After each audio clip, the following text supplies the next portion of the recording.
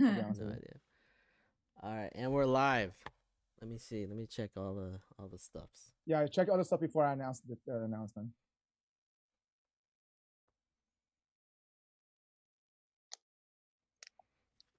Let's see. Is it going? Stream. Sending to Twitch now. To YouTube. Michelle, you got a topic, right? A comedy topic. A comedy topic? For the funny session. A funny section. Oh, I have a story. Okay, good. I'm glad you got one. It's go to about her. destination weddings. It's kind of an event about destination weddings. There you go. All right. Hey, make sure you put her on the spot, not me, because I don't have one. Okay. You don't have one? All right. All right. Yeah, we're up everywhere. Perfect. Okay. Give me 1 second. I'm trying to do this one thing.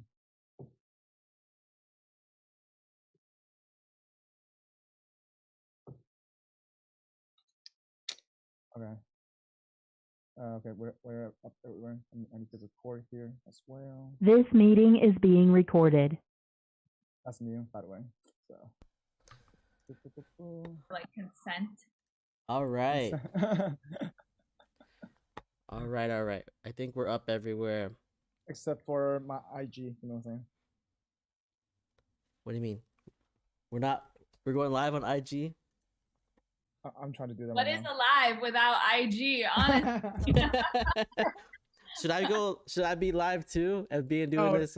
The thing is, like, they don't hear me. They don't hear you guys at all. They just hear my side. That's true. I don't think we should do live IG. That's fine. I agree on that part.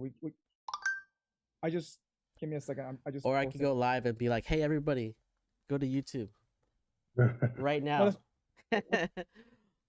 Well, that's what I did right now. I just did the tag thing quickly. Okay, I'll add it to my story. Yeah. All right, man.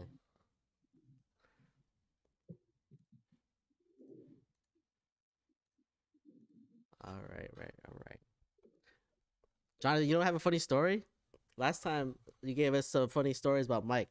We could get a couple more of those. No, I'm down to roast Mike. Let's go.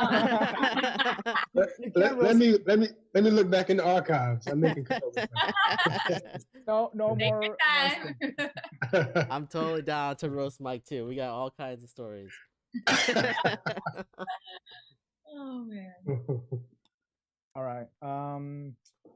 Let me see Twitch. Do you see Twitch live? I do. Okay. Twitch is live and YouTube is both live. Okay, perfect. I also have not streamed and recorded at the same time for more than like 5 minutes. So we'll see how this goes. The lag. Experimental here. All right, let's do this. All right. So just recap quickly. We'll go over the topics. I'll introduce, I'll segue each topic. We'll start with mine, and then we can jump into Michelle's, Jonathan's, and then Robert's. Okay. So I'll do a quick introduction, so that way everybody's, is aware like who we are, and that's pretty much really it. Let's have fun. Right. You want to start it off? Let's do it. You do a countdown. 5, yep. 10, 9. There you go. What was that little windmill thing you just did? Do it again. It's pretty cool. What was this? You gotta stretch it all out. All right, 5, 4, 3. Hello, everybody. Welcome back. For those who are constant listeners, we have our 52nd episode today. Today is a special recording where we are doing this live. Yes, if you're watching this live, we have not edited this episode yet. But guess what? We have 2 special guests coming back today. And for those who don't know me, my name is Michael. I am one of the co-hosts for the Gluten-Free Organic Thought Podcast. And we have 2 returning guests. Michelle, she's a private elementary school teacher, high energetic, straightforward. She's no BS. And we have my good old friend, old roommate, Jonathan, engineer by trade, engineer by skill set and paper, but he's a hustler, entrepreneur, coach by trade, And again, another person, a favorite person of mine, high energetic, and always with me, Robert Din. How's it going, everyone? Welcome back. Welcome back. I'm so this is so crazy that we're doing this live. Right? We don't know how this is gonna go. So you guys might get like half an episode. You might get a full one. You might get crazy one. Anything can happen today. Happy to have Michelle and Jonathan back on the show. A couple of our top guests that we've had over the past year. 1 year anniversary, Look, Mike. putting that on my resume. Are you Top gonna put There you go. We were getting that. Love it. Well, welcome back, Michelle and Jonathan. Thanks for having. First of all, let's kick it off with drinks. Michelle, what do you have in today? I'm drinking a green tea with, I believe, orange blossom honey out of Ooh, my favorite watermelon mug. Wow. watermelon mug. Yeah. Nice. That is a fancy drink right there. Well, talk about Saturday fun day, right? Yeah. This is like low key, very chill Low key. Okay. Saturday afternoon drink. Yeah. Boo. Boo, Jonathan, what you got? What are you booing about? I just Yeah. kept it classic today for Okay. my guy Robert. Alright. We got some Jack Daniels on the rocks. Oh, Yeah. Jack Daniels on the rocks. I like it. I Hey, like it. hey, Beautiful no, damaged cup, so we're good. You know. Nah, I was saying feeling. no clear cup that we can't tell it's true or keep it That's water. true. It could be There it anything. goes. I could be lying though. I could be lying. Yeah. We've had a thing where Mike every week would come on with a thermos or like something, and it has it's black. So anything changes up what he has inside every time. We're like, maybe he's just lying to us. Maybe it's yeah. You don't know what it is. Way to get away with it, honestly. Yeah. Smart guy. All right. So Robert, go ahead. What do you have? I got a special bottle today. A special bottle of rosé. This is a Ooh. sparkling rosé from Laird in Napa Nice. Valley. Oh. It's a very Nice. fancy bottle that we're opening up today for celebration. All right. So today, because it is our 52nd episode, our 1 year anniversary, I am busting out some alcohol. And, Nice, finally. I told you, that's true. Let me finally. Actually, Come you've on. had a few times when you had coffee and I put in some Kahlua. Kahlua. So once in a while, I tend to forget Miami does have some nice microbrewery. I just went to watch a soccer game recently, Vesta Sur. So pretty much, I just wanted to. I actually like this Mango Landia beer. It's pretty much. Can you all see it? Let me see. Yeah. And it's like a wheat ale beer, pretty much. And so Right. I just want to open it up just in case that Robert doesn't think it's water. You know? Yeah. It could be But anything. It could be. No, it's not everything. Now trust me. he's opening it up on camera, On live camera. for us. We don't condone alcohol drinking, okay, by the way, just so you know. we don't. What's the opposite of condone? All right, Yeah. cheers, Cheers, everyone. everyone. Cheers. Congrats on the Thanks for 52nd having- episode. Yeah. A Yeah, year bro. of gluten-free organic thoughts. Thank Yeah, I you know. guys. Wow, Me and Robert survived not killing each other, right? that's true. All You guys make a good duo. Absolutely. right, so for this episode, going forward, we're gonna do a little bit different. We decided to pick the topics and form that in form of one question, and we're gonna discuss that question. So our two guests have picked the topics, and we're gonna kick it off with one of my current one first because it's a current event that just happened recently. So in Miami, they just had a Bitcoin conference, I think a couple weeks ago, and one of the I guess one of the biggest trend right now, obviously, Bitcoin's becoming mainstream. And a lot of countries are slowly trying to adapt that maybe try to become their currency, at least to stabilize the currency. So they try to adopt Bitcoin. So I think recently was El Salvador.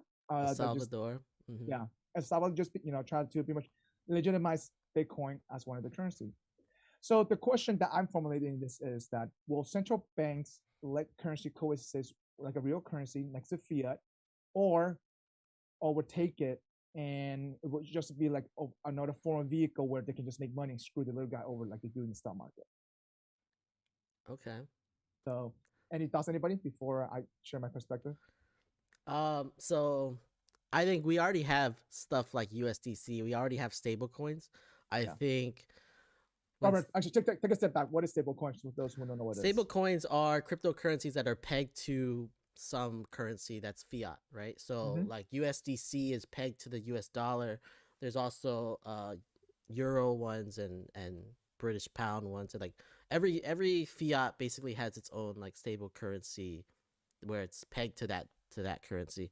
I feel like the central banks they eventually have to gonna just get on board and create some sort of stable currencies to just be on these markets, right? Like I feel like they wouldn't want to miss that opportunity anyways, so they might as well You think join on board. there's too Get on much board. money to miss out? You're saying? Yeah, yeah. The more adoption that gets on with like cryptocurrencies, I feel like there's no way they're gonna be able to disallow it. I guess Mhm. it's gonna be really hard to just like ban Gotcha. it the way China's doing or whatever. Well, one of the issues is that a lot of people, well, one of the issues with the cryptocurrency is that people tend to use it in the black market, right? So it's Mhm. hard to track, for criminal activities. And a lot of people are talking that because El Salvador is not just a stable country, there's a lot of criminal going on. They think that the reason why they're doing it because the Congress could be corrupt. That's the reason why that's side of the discussion, right?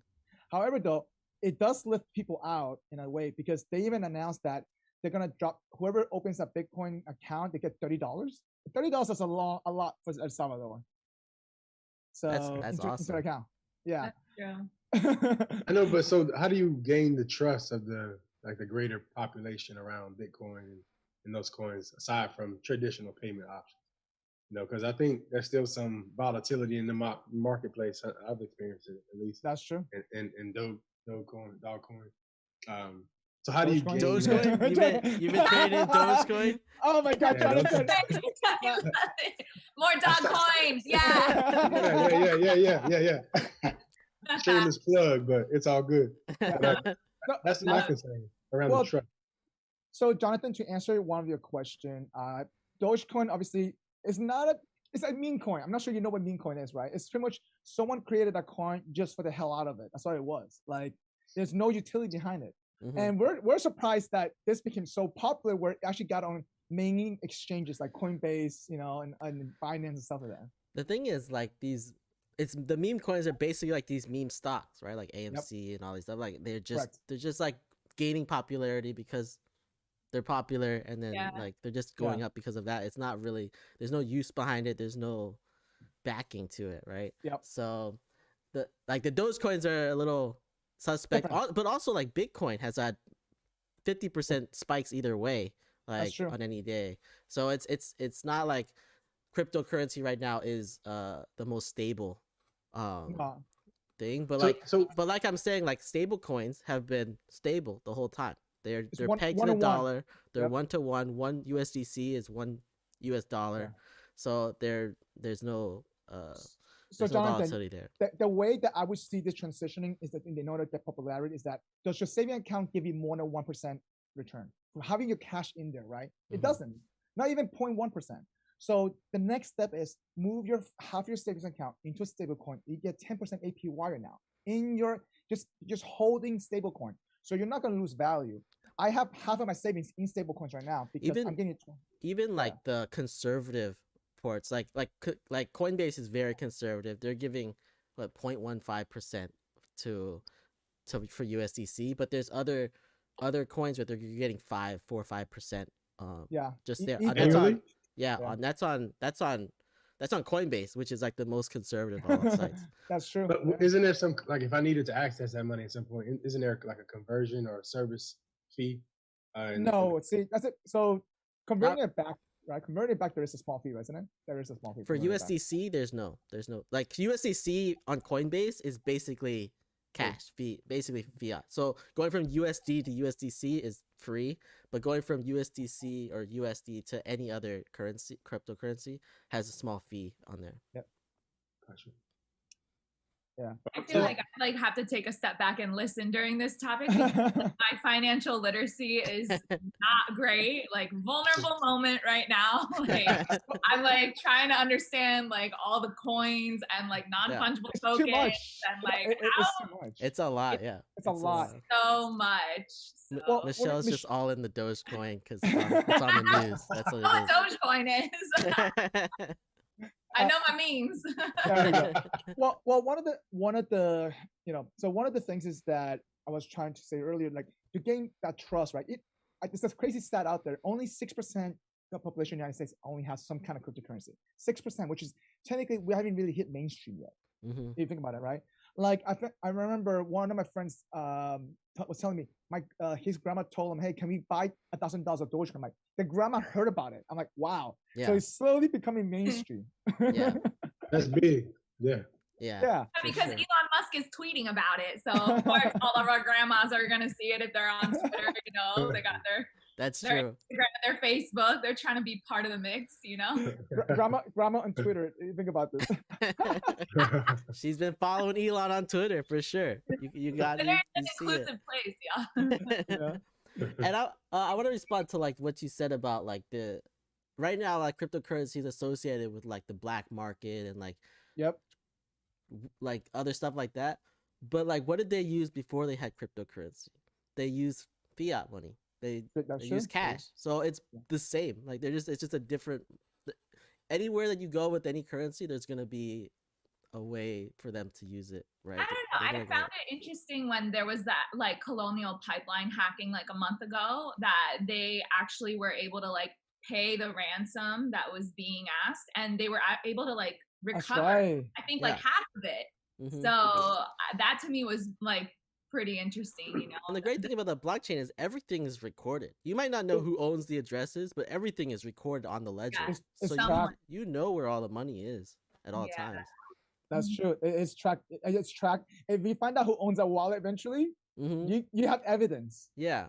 So, but why do you say eventually? It takes some work, or It takes some work, but it's hard. Yeah. It's hard to find out who owns any of the wallets. Yeah, unless it's you're in an exchange and it's tied to your name, right? Hmm. And then that exchange is tied to real information, which most likely not. But that's the only way that, and those are centralized exchanges. But that's assuming that they're somehow they're gonna withdraw the money. So is it fair to say the anonymity of the Coinbase process is attractive to people that are trying to like hide net worths and all these different things, hide resources? Not necessarily. It's at the end of the day, it's about the benefits, right? Instant, it's clear, and the best part about it is secure. Hmm. So Secure is a tough word though. Is that it's from your perspective, or you feel like the general population feels it's secure? I feel like you cannot hack it. It's very hard to hack that. Yeah. No one's ever hacked Bitcoin. They've hacked companies that are using cryptocurrency. Correct. And that's how they hack it. So I don't know. I haven't heard of any Bitcoin hacks or crypto hacks like that. So Robert, you feel the same level of confidence that Wong has in terms of putting half his savings in Bitcoin? I probably have more than half in crypto. Oh, Yeah. I also work for a crypto exchange, so I'm in the crypto business, so then I'm Yeah. pretty all in on it. So So as soon as we like end this, I'm gonna go put half my savings in some. oh my god, this is not financial advice, guys. This is not financial advice. Not financial advice. We don't want to be liable for any of this. Right? That's true. We're already recording this. It's not a financial advice. Disclaimer now. Oh my Yeah. god. But I saw Michelle's eyes going away from the screen, like she was on. She's like, Yeah. all right, I'm Opening new doing it now. All right. So with that being said, though, I mean, we are going to start seeing a lot of countries who is not stabilized to probably move to get that legal tender in, that currency, because at the end of the day, a lot of these countries probably has a lot of debt or instability. They have to find some balance to stabilize this. And I think this is a way to do it, to be honest. So There's Yeah. also like I'm surprised there's not more countries that haven't switched over yet. But Well, eventually it'll happen. And you need one to start, right? To start the ball rolling. Well, it takes infrastructure, it takes knowledge, it takes a lot of scalability behind that, like a lot of prep work probably, Mhm. and a lot of this country may not have the money to get to that level. So Yeah, that's yeah. true. I'm all in for Acoin. Have you guys heard of Acoin? No. Akon is starting up a city, and it's all based on cryptocurrency. Yep. Yeah, an Stop. acorn is the I is the love it. currency. I'm here for puns. Like, give me more punny, like coins. I'll take it. Those are the ones that are gonna hit mainstream for sure. Yeah. All right. So we're pivoting now. So Michelle, want to kick off your topic? I think you have an amazing topic. So Okay, yeah. So this is funny because like when you reached out to me about like topics, you definitely said like pick a topic that's like passionate to you, and I picked topics that like I care about or that I'm interested in. But like anyway, this definitely is a topic that defines like who I am. So I've been a pescatarian for half my life, like 16 years. I don't really think twice about it anymore. But I'm on like a couple of dating sites now, and like I'll be, swiping, and I'll see people who like will put in their bio, like, if you're a vegan or a vegetarian, like swipe left. And I'm like, Oh man, yikes. well, what? you are in Miami though. No, you are in Miami. I am in Oh, Miami. that's different. I get it. No, Get Michelle, it. There's a you lot got- of people love their ham croquetas. I understand. But at the same time, like, I feel like, yes, it's important to like be true to like your cultural roots and whatnot. But like, Yep. what is the problem with being a vegetarian or being a vegan? Like, especially if it's not you. Like I just want to understand like why it's viewed at like so negatively by people who are not, because like and like, part of my identity, like I'm a teacher. Okay, listen, calm down. I'm still on my soapbox. Okay. So like I'm a teacher. I teach pre-K. And like one of the topics that we talk about, like we talk about science, we talk about different cultures, and like I love science, and so I focus on the Amazon. And like a lot of what I talk about when I talk about the Amazon is like it's disappearing. And they're like, Yeah. but why? And I'm like, well, they're turning it into farms. They're moving more like cattle out there. People are eating more meat. And then like that day for lunch, we're serving freaking hamburgers to these little kids. And I'm like, oh my God, So it's definitely like a complicated topic, but I just want to know, what is the problem with being a vegetarian or a vegan for like the bigger picture? All right, Okay. can I start with this? Actually, Jonathan, just talk first. First off though, I think the three guys on here are not vegetarian, right? Yes. Okay. But We're just gonna preface that as like that's. So I'm gonna get a good answer. I really Well, hang on. No. So I tried to be a vegetarian for like 7 months. Okay, so I have a little bit of experience with it. My mom does vegetarian food, and so I have no issue being vegetarian. However, though, I've dated a girl who was a vegetarian, and it is tough. I've also dated a how? vegetarian How? girl. Because I don't have a hard time with it. So No.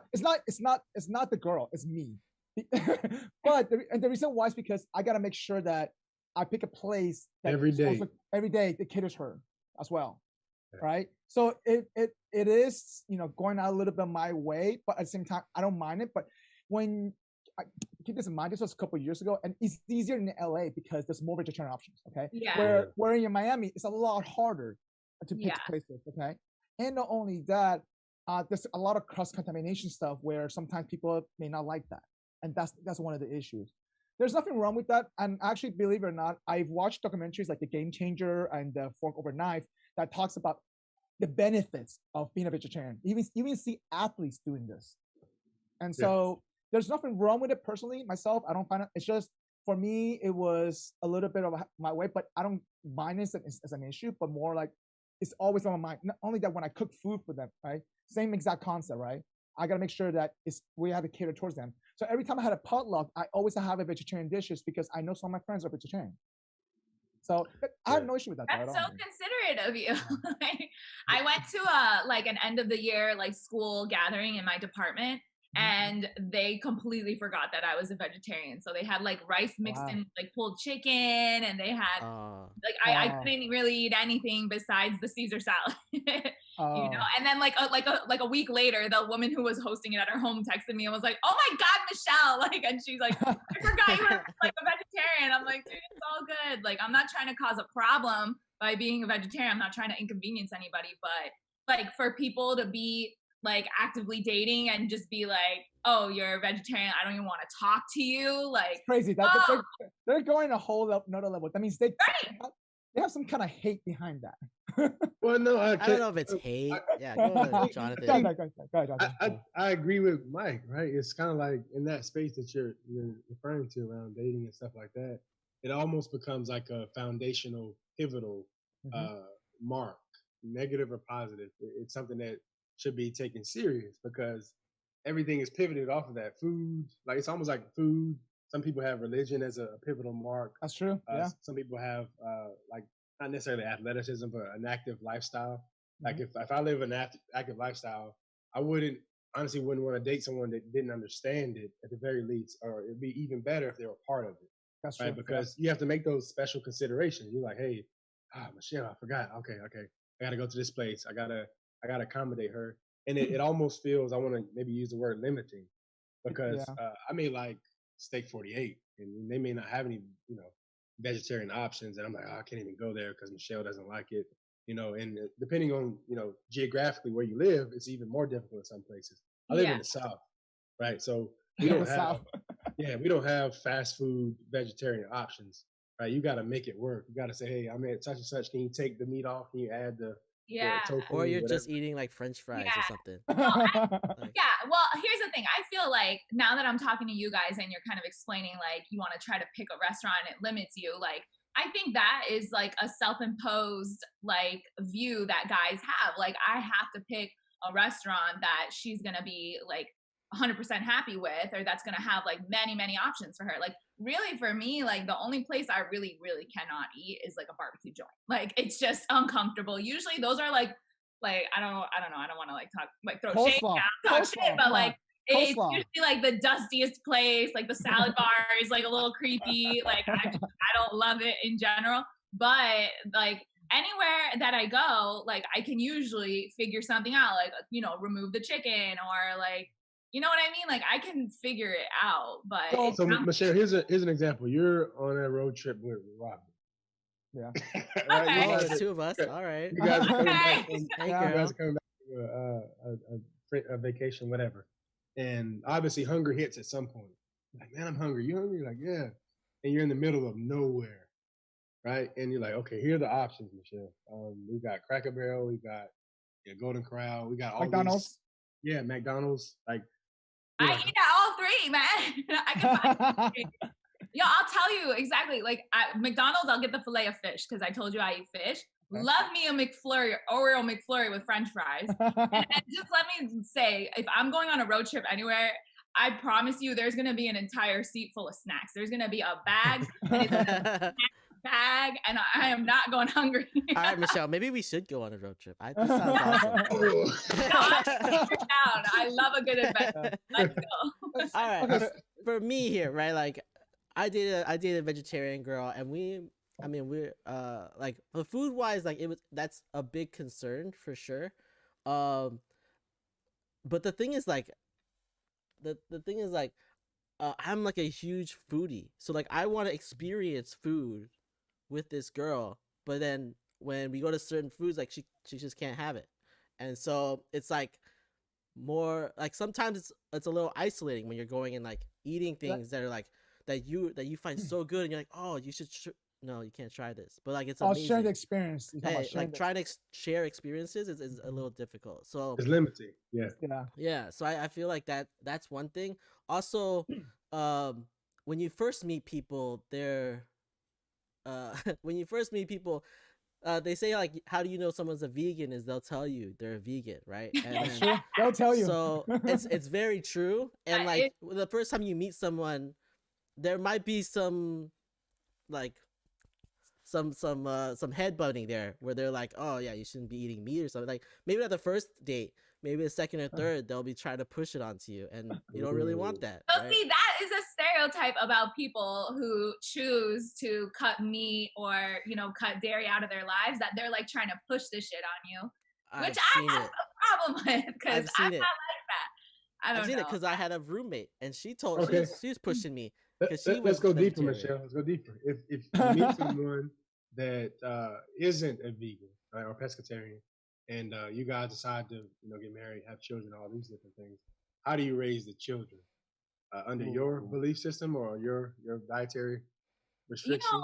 I was I was raised like eating different kinds of meats. Like, let me tell you something. Before I became a vegetarian, I used to live and die by the Whopper Jr. at Burger King. I loved it. Every time I would get one, it would be like mouth-watering, just the best experience ever. And it was hard to cut that out, but like if I were to have kids in the future, like I want them to make decisions on their own. Like I don't want to impose every single belief that I have onto my children. Obviously, it's natural for you to bring your own beliefs into that like parent-child relationship, but I came to my own decision when I decided I wanted to stop eating meat. And yeah, at first it wasn't very kosher, no pun intended, like dietary. Like I had a close friend who was doing it, and I was like, I don't even think I could do that. I eat bacon all the freaking time. Like, I don't think it's possible for me to cut it out. And I like quit cold turkey, and I never really looked back, and I've definitely had a couple of like slip ups, unintentional slip ups, but Unintentional. Yeah, I was like way drunk eating half a lamb hero in South Beach, but we don't need to go there today. No, we don't. Get some arepas here. Okay, there are vegetarian arepas. I love That's arepas, like, and back to your point, Robert, about like wanting to share food experiences. Like I love going to restaurants. Like Miami Spice is like one of my favorite times, like being in Miami. Like I go to all the restaurants and try the foods, and sometimes it is a little tricky because it's a fixed menu, but like I love sharing my food, and I don't want anybody to feel like they have to ask me like, can I order a burger, or like I'm not trying to impose myself on anybody. This is just how I feel. No, it's not about like I won't order food because she's a vegetarian, right? Like that's never been an issue. It's more like, oh my God, this is amazing. I want you to share this with me. So if that's the limiting factor, then we kind of like are missing on an opportunity where we could be having connecting more. Yeah. But if you're connecting on so many other levels, and that's like the only thing, like your vegetarian girl is still willing to go to the restaurant with you and eat at the table with you and share her food with you, like, and she just can't try like one thing that you're having that you're enjoying. Like honestly, if that were me, I'd be like, damn, I'm so glad you're loving it. Like we definitely got to come back, like. But so go. Here's another perspective, right? Okay. I don't know why I always go to the most extreme, but you're in a situation where you're married, you're in a home, right? The guy is not a vegetarian. Essentially, you have to create 2 separate meals every day, or he has to create. Whoever is cooking, those considerations have to be made, or somebody's got to choose not to, be a one or the other. Mm-hmm. So we can eat the same. So obviously, it wouldn't be you choosing to be a meat eater; it would be him choosing to eat vegan options. So that I don't know. What do you think about that? Would that pose a challenge or a friction point in the relationship? Yeah, I mean, I think it's a little challenging. I think like there are times when, because I've lived with a significant other before, and I think there are times where you guys are just not in the mood for the same meal altogether. So like there are nights where like I'll be heating up like a pizza and he's like ordering Chipotle. You know what I mean? Like sometimes there's like a total miss in like the taste buds. But like there are also moments where like you just figure out like, okay, like let's have like rice, beans, and like a little salad, and hey, you want some chicken on the side? Like we'll cook up some chicken over here too, or like I feel like there are like adjustments that can be made. And so do you have an issue cooking like meat options? Honestly, I don't have an issue cooking. My only issue cooking is that I'm not very good at it. So like, I don't know if you want me cooking your chicken. I'm gonna ruin that chicken for you on purpose. Yeah. Oh no, you can't eat the chicken now. It's burnt. Sorry. Oh no. Oh, no. Okay. No, I. Hey, Robert, -1.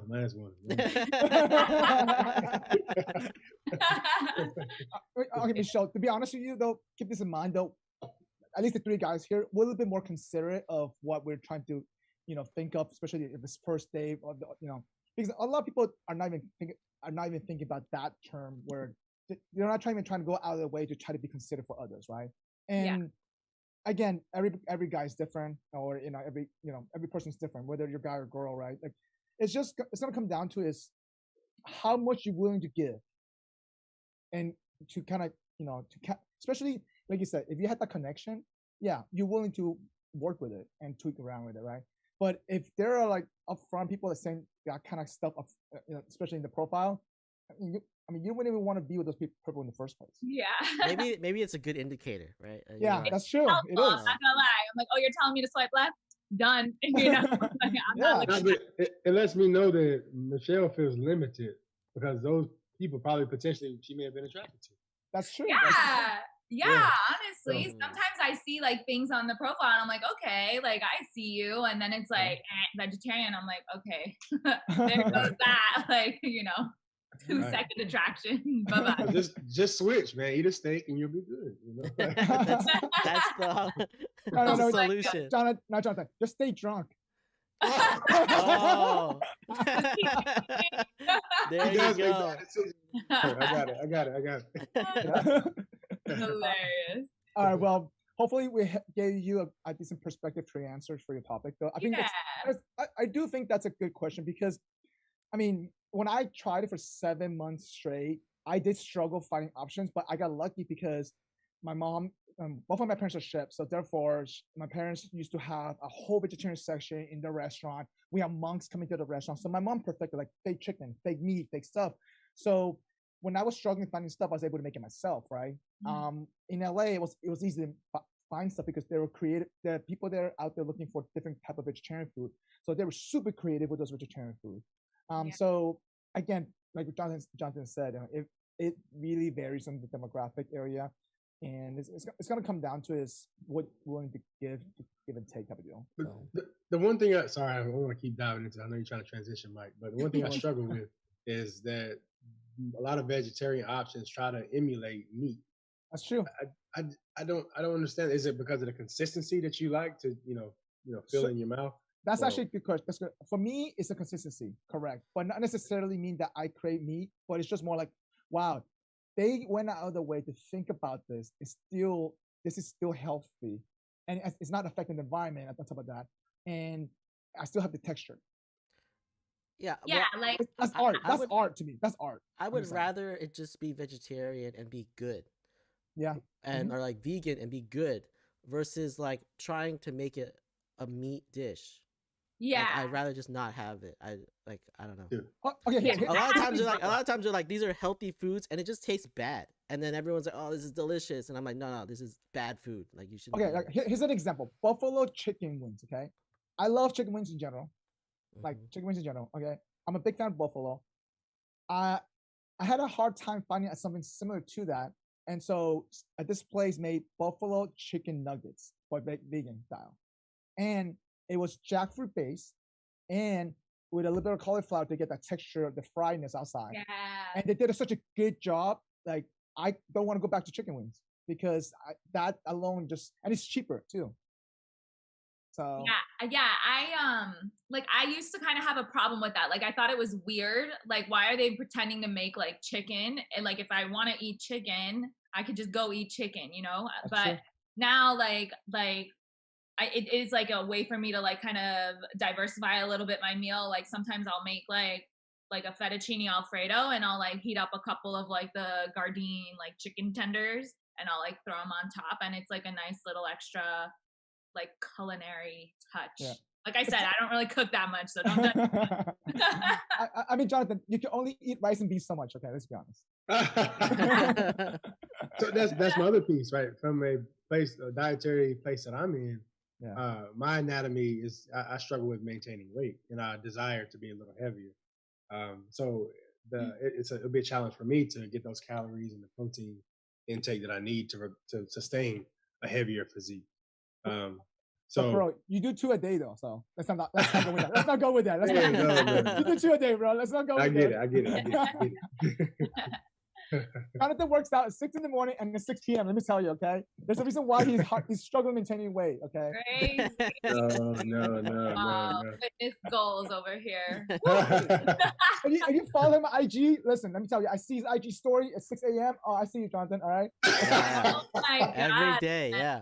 No, the pandemic wrecked my fitness routine. Like, let's not do further. You got to be creative. You got to get creative. Yeah, you have to be creative. 100% agree on that part. Yeah. I was literally on like my door, like open the door, and I like kind of Pull-ups, right? grab the top because I broke my pull-up bar, so I had to do Oh pull-ups. my God. Bro, how did you not rip the door off the hinge?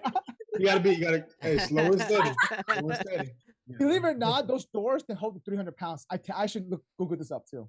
Yeah. That's the most random thing to Google one. Well, it's sheer I have stress. to know how much weight a door can hold. Yeah. Sheer stress. Yeah. That's funny.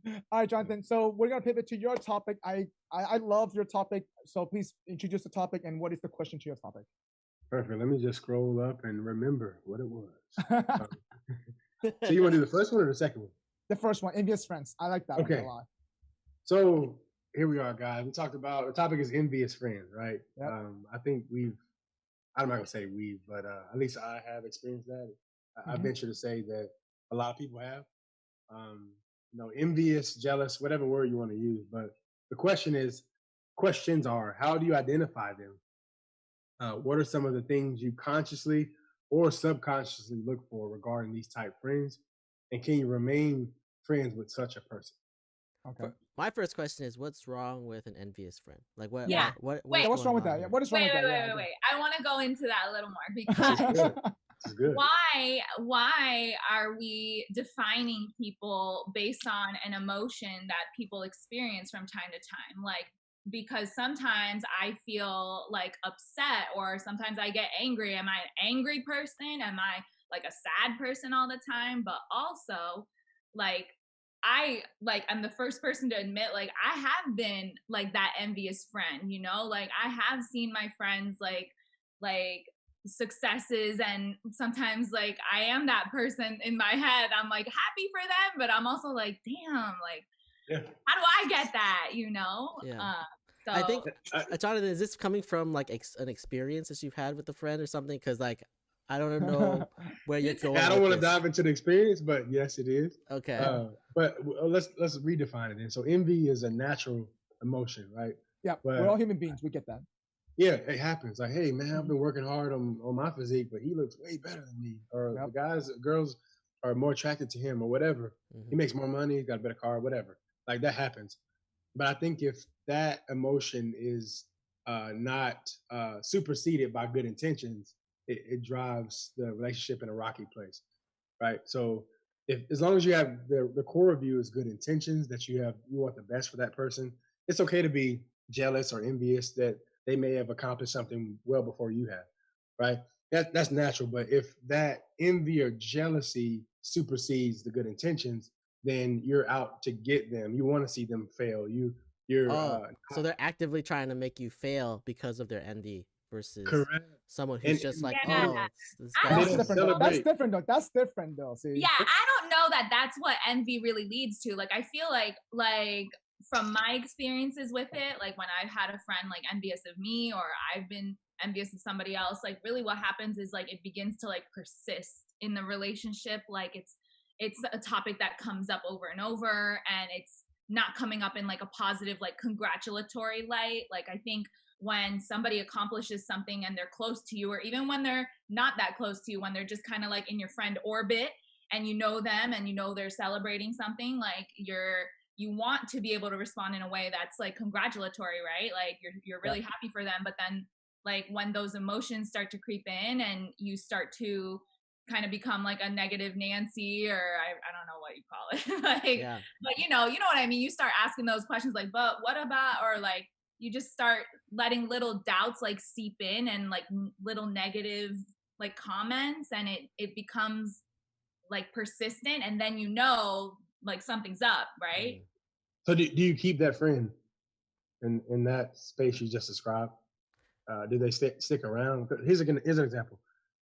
I'll give a slight kind of story here. So I bought a home, my first home and I shared it with a close friend of mine, and I was excited. Right? It was something that that person and I had talked about as being a pivotal goal, and I was excited to invite them over. Like, hey, this is what I was able to do, and I was expecting an embrace or a man, happy for you, dog. Like, yo, you did it. I'm not there yet, but you did it first, and I'm proud of you. I'm happy. This is nice area. But when they walked in, it was like, I mean, it's okay. Wait, they were downplaying it? Yeah, it was like they're like negging you a little. It was like downplaying it, and the crazy part is the next week they started looking for a home rigorously, aggressively. And they identified things that my home didn't have. I owned a townhome at that point, and I didn't have a big yard. I didn't have a porch. So they strategically looked for things that I didn't have to one up me almost. So I didn't realize in that moment that that's what that was until later, but that's kind of what I'm asking. Do you guys subconsciously or consciously? I'm not trying to project either. It also depends on the relationship, right? So like, one thing that happened, right, was like when we were in college, me and Sean had a TV battle, right? Like we were like, oh, I got this TV. I remember that. Sean's like, oh, you got a TV? I'm gonna get a TV, and his TV was a little better. And I was like, all right, well, I'm gonna go and get my TV a little. It's a very like rivalry, right? And it like, but it wasn't like in a negative way. We were pushing each other, right? It's more like pushing each other. So that's healthy. That's healthy. Which is different than what you're talking about. If someone comes in and is like super nag on me all the time, I kind of just like don't talk to them anymore. Like I keep a positive environment around me, right? Like in my experience, that's where we were. We were like, hey, it was almost like a healthy kind of sibling rivalry. Like, hey, I push you, you push me. I get this, you get this, and we just slowly but surely climb this ladder of success.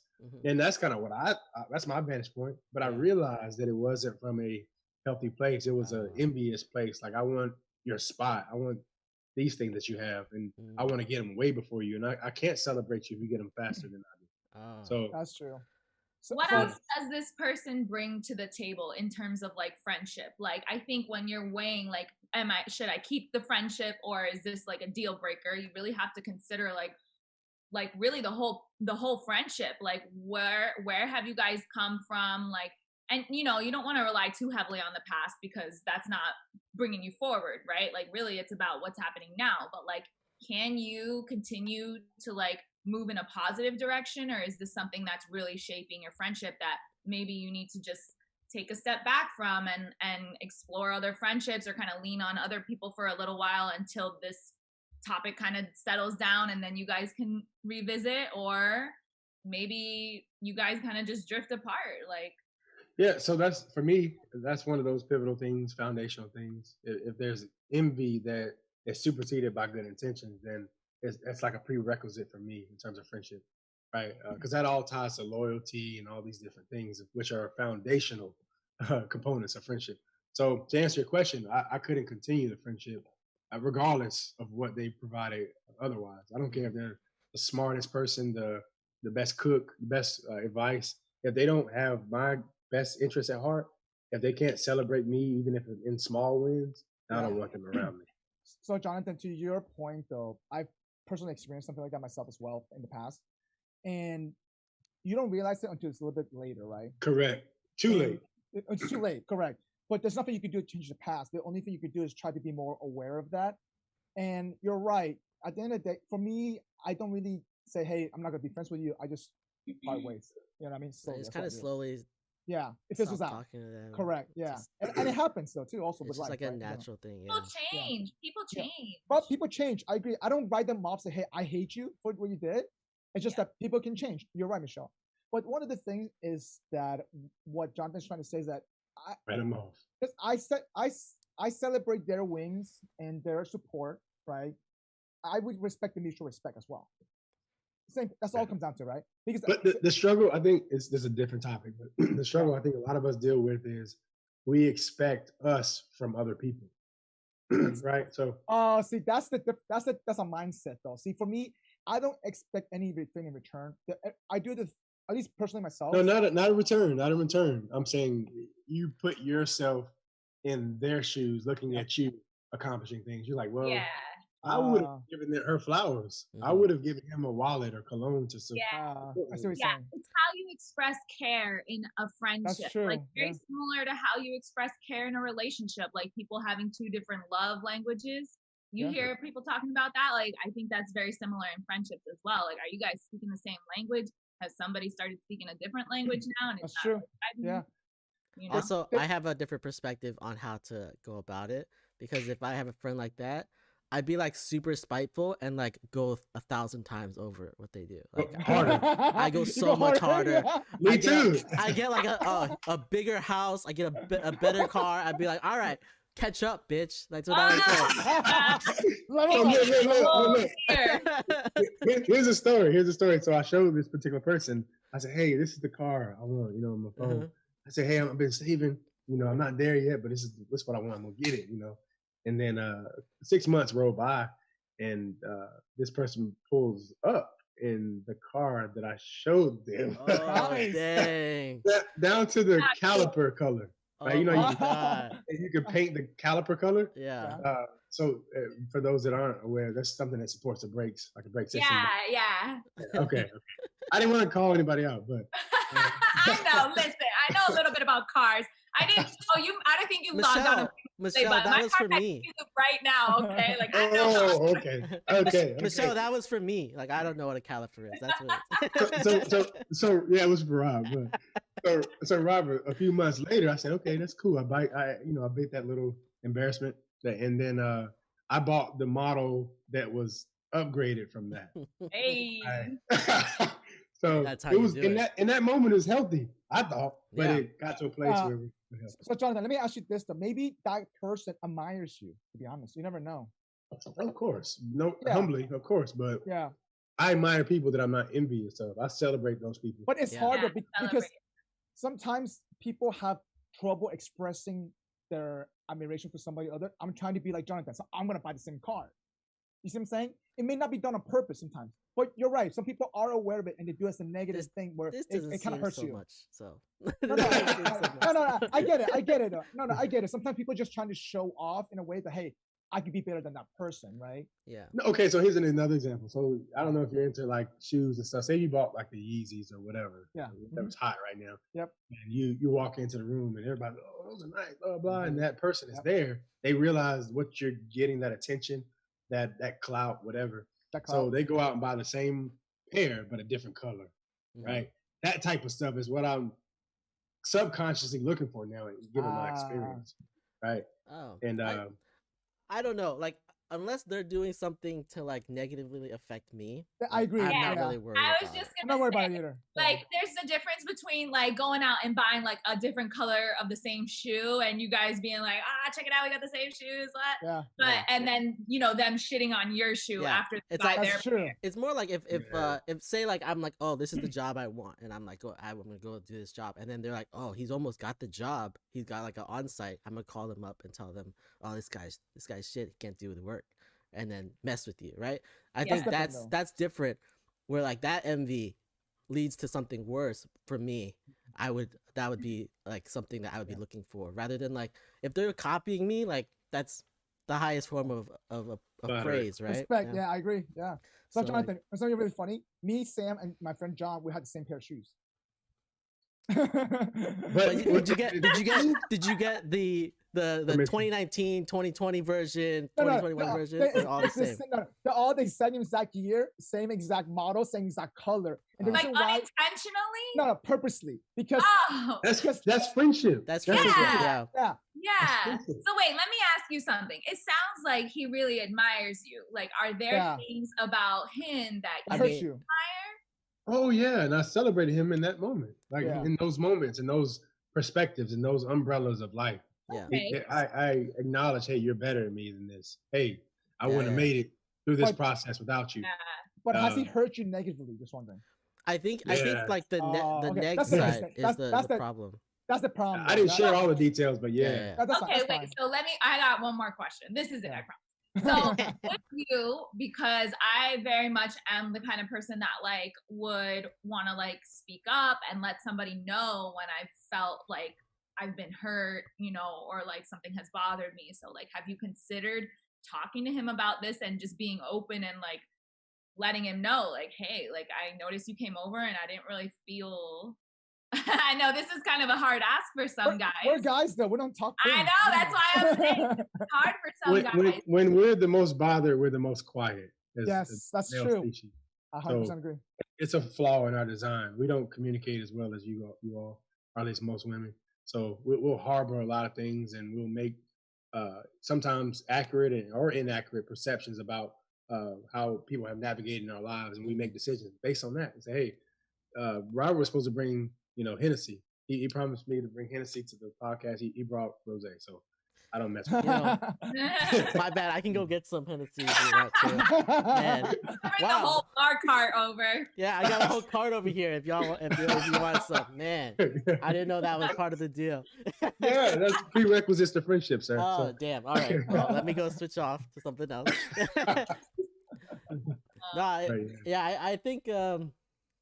think. I think it has to do with like the whole body of friendship, right? And a lot of the people that if they come over, like if that happened to me where like they came over and they didn't have any good things to say or anything, like I kind of just would like naturally stop talking to them, like slowly, just like I wouldn't bring up any more successes because it's hard to like you bring up successes to be like, oh, we can celebrate together. If they're not celebrating with you, like.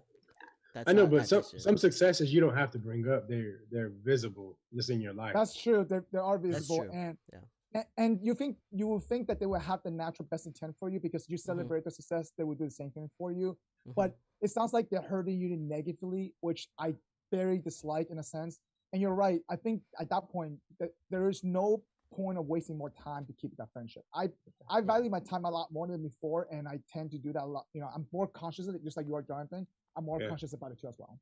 So that's a tough call. It is a tough call though. It is hard. Like I had a really good friend who like our friendship ended up in flames, and this was like about a year ago, and it was not pretty. And to me, it was like such a violation of trust. Like it was so hurtful. It was almost like a breakup, like a bad breakup. So that can be really challenging.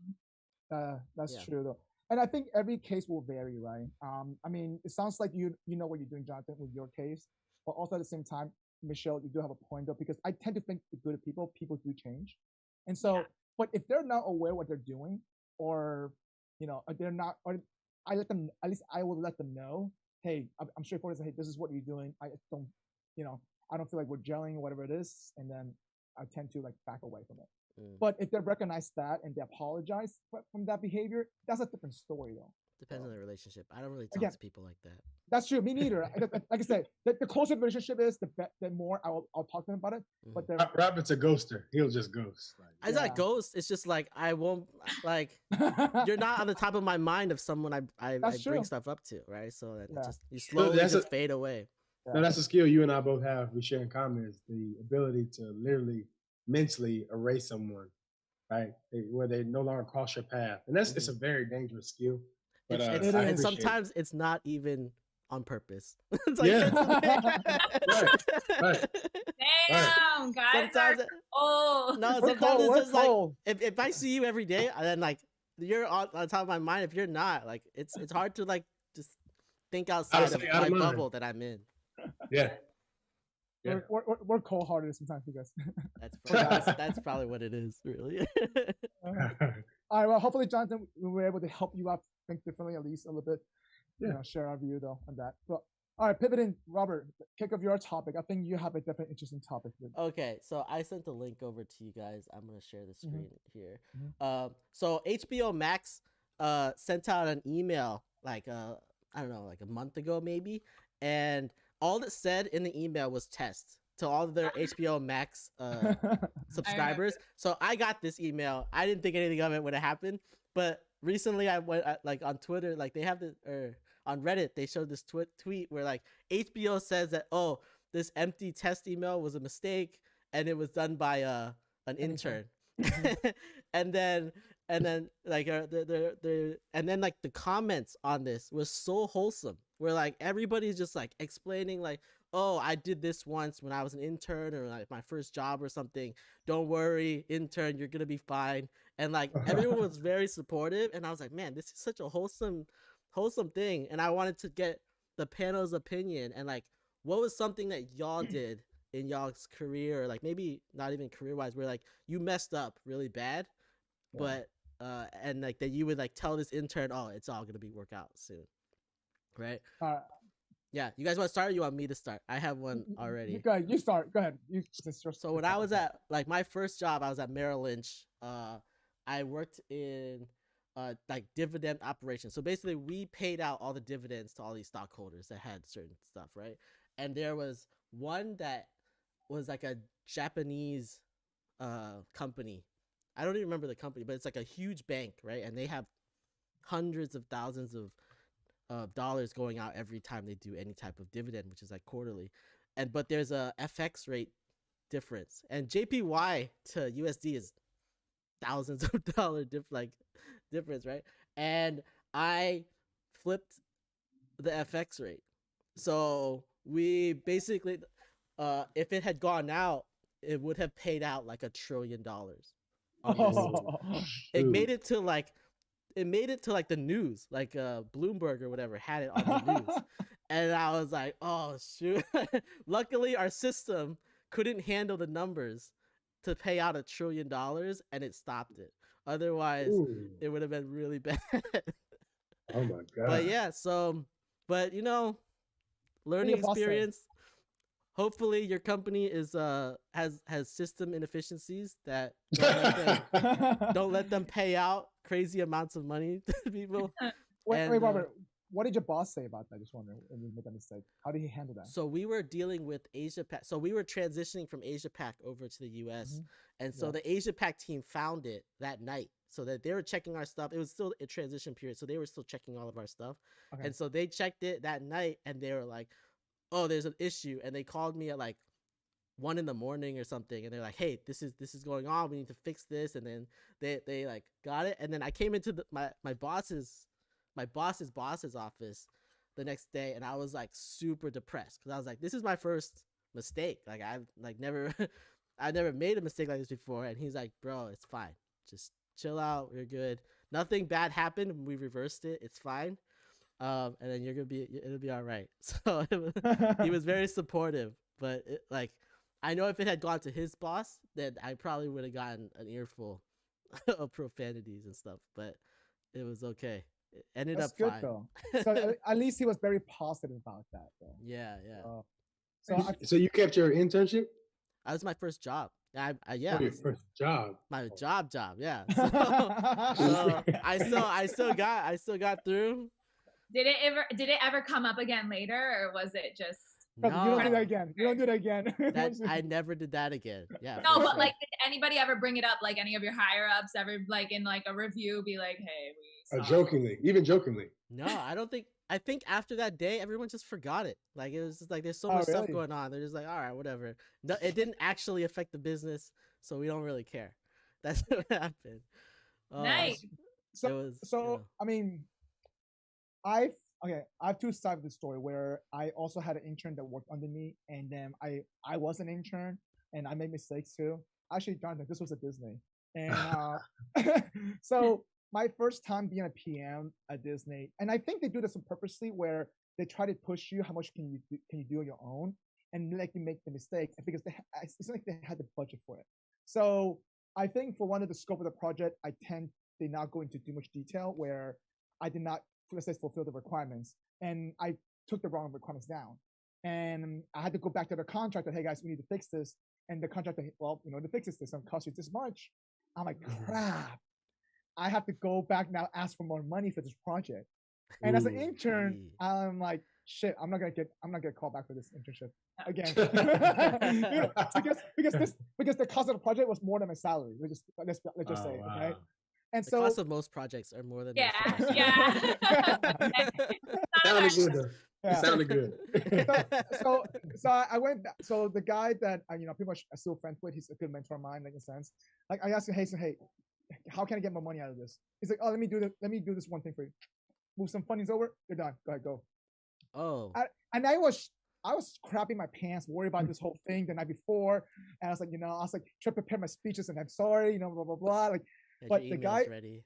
yeah, I got my emails ready and everything. Seriously, my explanation, he's like, don't worry about it. I don't want to hear it. Just get it done and make sure it's on time. He's like, make sure it's on time. That's all you care about. So apparently they have conditions and plans, which I never knew as an intern. And I think they purposely don't tell you that because make sure, they don't want to make you think screwing up's okay. Yeah. So with that aspect of that, for me, that's something that, seeing this positive reinforcement from the community who don't know that person, that's great. And it's, everybody has their own story, right? Yeah. And so that's how it should be, honestly. Like as a teacher, like when I'm with the kids in the classroom and they make a mistake, like for example, they spill their water bottle or they drop all their crayons all over the floor. Like the first thing they do is look at me like, and I'm like, okay, what are we going to do to fix it? Like, it's okay. Let's get some paper towels or like, here, let me help you. Like, we can do this together. Like, it's so important for people to know that like, it's so natural to make mistakes. And like, that is how we learn, like naturally. So like the fact that there's so much like shame around it or like such a need to be perfect. Like I am like self-admitted perfectionist and like I make mistakes all the time, but I am able to recognize that like the mistakes don't define me and they're not like irreparable, like causing irreparable harm. Like I just move on and I try to do better and it's okay. But like, yeah, there's a lot of shame around like making errors and like being human that I take issue with. Yeah. But I make mistakes all the time. Like I have to work with a whole new set of families and students every year. And like, it's impossible not to make a mistake. Like I'm doing a camp right now and I have a bunch of kids in my class for a very short amount of time. Like it's on a week to week basis. So like some of the kids return after week 1, some of them come back week 3. Like, they're kind of like going in and out and I have to like develop a relationship with the families in a short amount of time and communicate little things with them. And like one of the kids, his name's Joaquin. And I was dropping him off at the car one day and his dad was like, oh yeah, Waco. And I was like, Waco! I love that. And then I proceeded to call him Waka. I put like the feminine A at the end for like a whole week. And his parents, like, they didn't say anything, but I remember being like, oh, like, we did a little dance party. We were singing, like, his song. I was telling him, waka, waka, eh, eh. And his dad was like, oh, yeah, wako. And, like, I think that was his way of being like, it's wako, not waka. And I was like, and I've been calling him waka for a week. Like, it's like little, no mistakes are so crazy that, I mean, maybe some of them are. But most mistakes are not so crazy that you're gonna lose your job over it. You know what I mean? Like things happen. And even if you lose your job, like you can go find another job. Like for the most part, unless you've done some like it's shady stuff. Yeah. Listen, I mean, we are human beings. We'll learn. I mean, hopefully, we'll learn from our mistakes. But I think having that positive reinforcement is much better off than having that negative reinforcement because you could have gone the other way around, right? Where even my story, where like he's like, yeah, you're gonna be, that project assistant manager could have told me, hey, you're gonna be in shit trouble, you're gonna be in this blah blah blah in the doggy house, like, and it's just now you're more scared to do things now instead of trying to go all out again and try to be the best of yourself. We'll worry about failing, right? So. It's like for me. So I've been doing improv classes for the last 6 months. I'm not funny, and I tend to do. I'm not. I admit that. I think you're funny, Juan. Funny looking maybe. Funny looking maybe, but But listen, I know my own self-awareness. But the reason why I'm doing improv is for me to get out of my own comfort zone, be able to control my speech, be able to control certain things, and be able to react to it because it has to be on the spot. And I had to not think about it. Mm-hmm. And that's the reason why I'm doing it. But I enjoy the classes. But they made it such a safe environment where, listen, just be you or be another character in the extreme. Just go all out. Because you're here already. You might as well just go all out. And it's okay to fail. We'll clap for you if you screwed up. They actually literally clap for you every time you screwed up. And so I think that helps from improv helps from an emotional display for you. But I think you're very good at being able to come up with answers on the spot. right? Like the impromptu type stuff. Like you've answered questions so like intelligently that you had no clue they were coming to you. I think that's a skill, but the emotional piece I think is an opportunity Mhm. To where improve on, yeah. yeah, because you're I'm not gonna say hardened, but you're hard to gauge emotionally how you feel. I have Like no it, emotions. I'm Asian, okay? yeah. So. Oh, Like if stop. you make a mistake, if you make a mistake or if your feelings hurt, you're like, oh shit, okay, well, let's move on. And it could have No, hurt you dearly, but that's we don't know true. that. Yeah. Surfacely wise, you're right, Keep it 100% together. agree. I keep it together. That's the thing, though. Also, as part of, but it's also part of, I guess, how I grew up because, emotionally, I did struggle trying to express my emotions, especially in relationship wise as well. But as we get older, we tend to be better at it. And I mean, especially in the Asian culture, we don't talk about emotion. I think one of the episodes we talked about it earlier, we just don't express ourselves as much. You know what's So, funny is like my parents would be like reprimanding me. They'd be spanking me, right? And then they're like, if you cry, we're gonna spank you more. that's true. And so Yeah, like, like, I'll give you a I'm reason to cry. Like, and like stop no, like crying. what you're crying, I'm gonna beat you more. I was like, oh my god, like that's repressing emotions that are Yeah. coming out that naturally. Like you can't even stop that. Right? And they're like, oh Yeah. god. Is that a gender thing though? Was it the same for like a female or? No, was it just- I definitely experienced that. Like I naturally am a very like sensitive and like emotional person, and my mom like could not relate. And whenever I would be feeling like a certain way, her response was very like hurt, like not very empathetic, and like I was kind of like shamed for like having emotions. So So it that- affects how Oh. you. Are you a dominant in a relationship then? Are you a dominant young lady? I tend to speak out more. Yeah, I guess I can be dominant in a relationship. So you're not as submissive. Is that fair to say?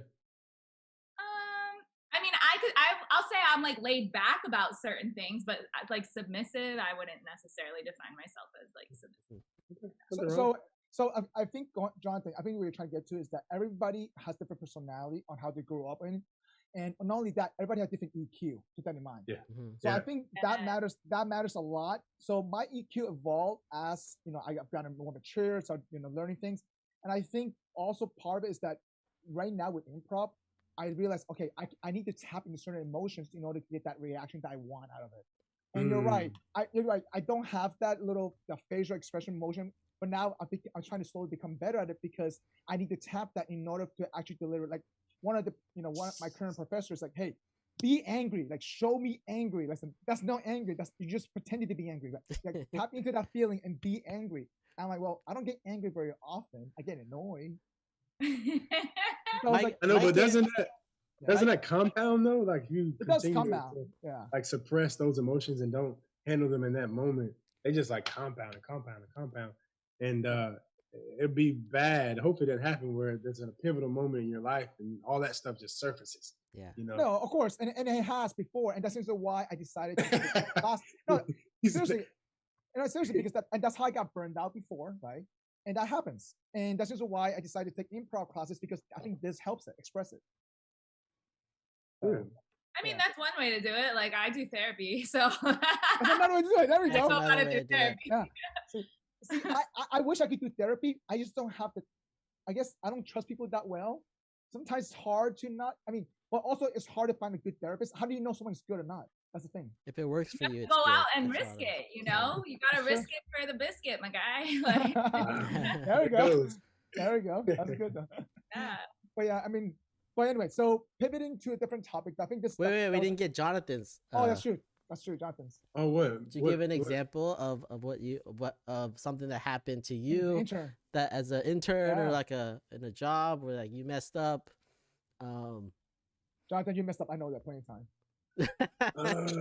Let me think this through. As an intern or a regular job? I mean, Either- either way, like mine either was way. a regular job. Like I was getting paid, and they could have fired me easily. Hey, let me think about that. I was hoping you guys would skip me. Like, Almost. I mean, did. I've obviously made mistakes, but I don't know why I can't. Nothing's coming to mind right All right, that's cool. We can move on. That's fine. Share it later. Yeah, All we'll right. come back. So- We'll come back. okay, to it. now. So I'll we put it have in the one- chat. All right, no worries. So we have one time for one more topic. I think, Jonathan, you do have a second topic that I actually found it very intriguing. You want to bring that up because I feel like this is kind of related to what we just talked about a little bit, maturity wise. Yeah, so maturation or maturity is the topic.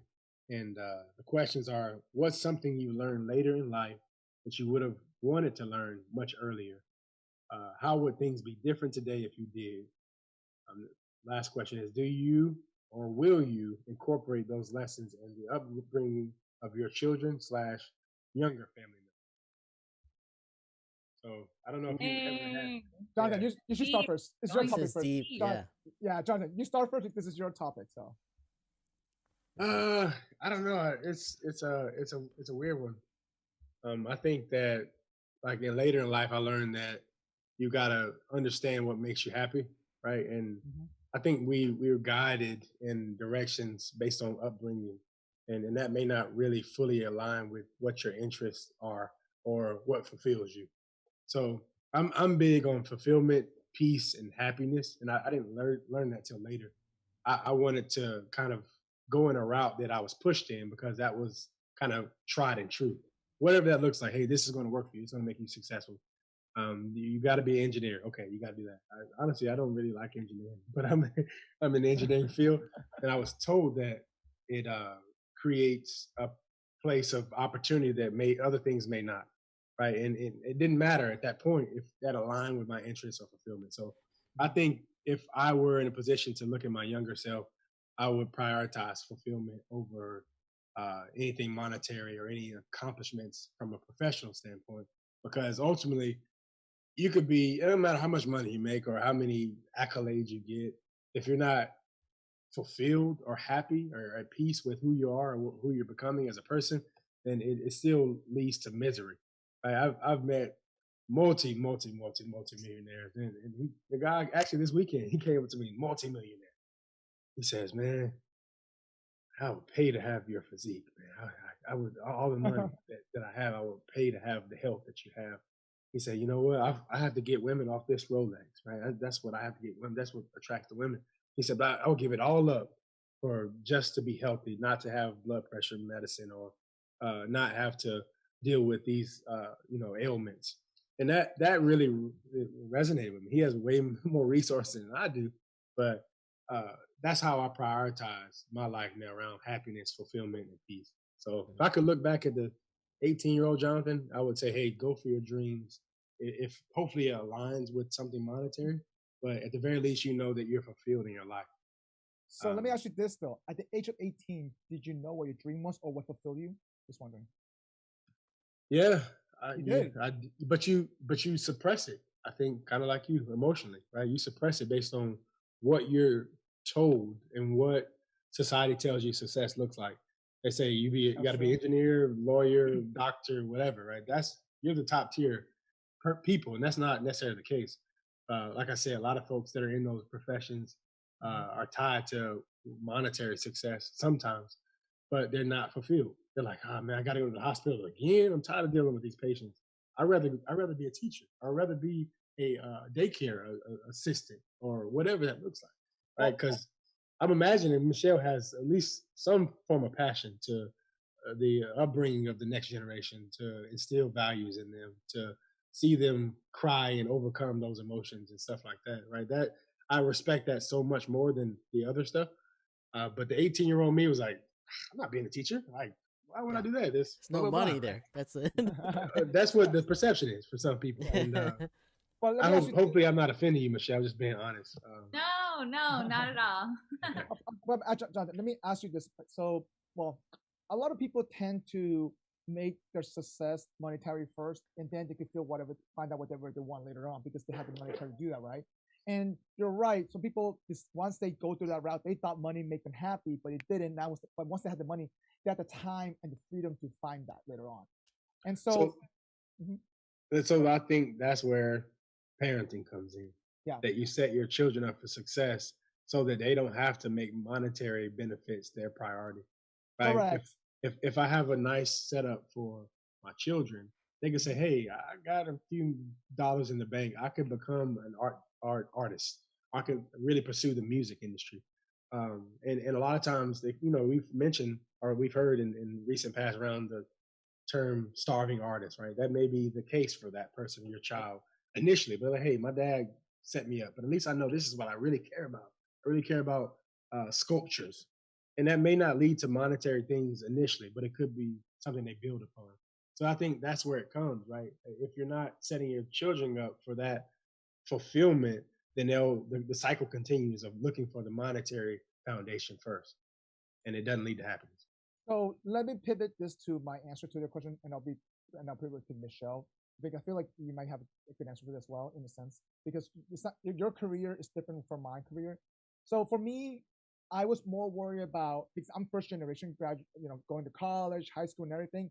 My parents migrated for 2 different countries.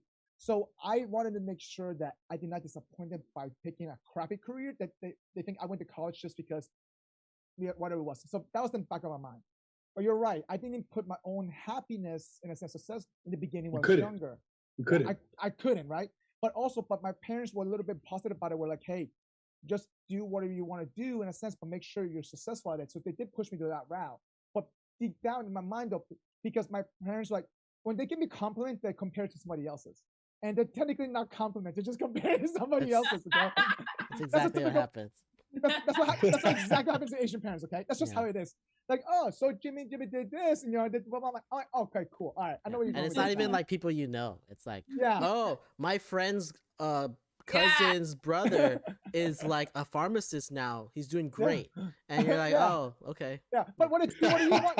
Well, you can do whatever you want, though, right? And I'm like, are you trying to say something to me right now? Trying to deliver different messages, So, but deep down, though, I wanted to make sure that at least, okay, you know what? I'm going to take this engineering route because I studied science and math my entire life. I'm going to stuck with it because I don't give up anything. But deep down, I already knew that by the time I finished my internship, I did not want to do engineering. I just needed to figure out how to pivot my career because I'm good at solving problems. I have good analytical skills. What is my next set of career? Project management. Well, I ended up doing consulting. That's what happened. Yeah. And so my parents still today don't know what I do for a living, but at least they see me that, okay, I'm maintaining myself. I'm self-sustainable, blah, blah, blah, blah. I have a house, all this stuff. So they're happy for me. But to answer your question, if I were to go back and tell myself, 18 years old, hey, just go for it. Literally just skip engineering, literally, and you're going to be fine. But just trust yourself that you will have the skill set to, that you're not going to fail, right? In a sense, because ultimately, it comes down to a lot of self-esteem, and it really does. And just that parenting does help, and having that safe blanket. Hey, don't worry about money. Just do what you do what you love. You'll be okay. So a lot of people go to college is to find themselves, to find what they want. But if you know what you want, 18 years old, just let's say to start a business, I would rather start a business than go to college, or because especially you know what you want, you're chasing for. A lot of athletes does that because they know they want to play basketball forever. And at least for the next 20 years, so they're chasing that. They skip college, or they go to or they play 1 year college and they go pro. But at least they're chasing what they want. But a lot of them, when they chase what they want, but they have poor background, but they still do it. And I admire for that because they're going all in. Literally, their back is against the wall, and they have no choice but to succeed. Sometimes you may need that though. But I wish I had that mindset before though. So. Yeah, but society is just so weird. Like correct, society is just so weird because at the end of the day, what I consider successful back then is different now because when I was going to college, I was looking at a lot of people. Oh wow, this guy got an amazing corporate job, got a car, got a family, got a big giant house, and all the stuff like that. But then now I realized, actually, 7 years ago, I realized, what, I feel like time is finite. So I'd rather get my time back to do whatever I want, but you need money to do that in a sense. Yeah. So, and it kind of goes hand in hand, but I realize my own time is more valuable. So now every year that goes by, I value that a lot more and a lot more. And going back to your, I think to your perspectives, that I try to value my own happiness, my own perspective a lot more now than before. So. Yeah, and like you chose a route that was tried and true, like me, engineering, at least what society tells us. Yeah. And it didn't fulfill you fully. You wanted to be consulting. It's a safe space. Safe bet. But the reality is, and I've noticed this, that if you get in different spaces, if you just throw that word out there, it puts you in a place that kind of puts you in the front of the line. And it's not fair. I don't feel I'm any smarter than anybody else or any more capable, right? But if I throw that word out there, society, even in that whatever social space I'm in, that I get the respect that I may or may not deserve.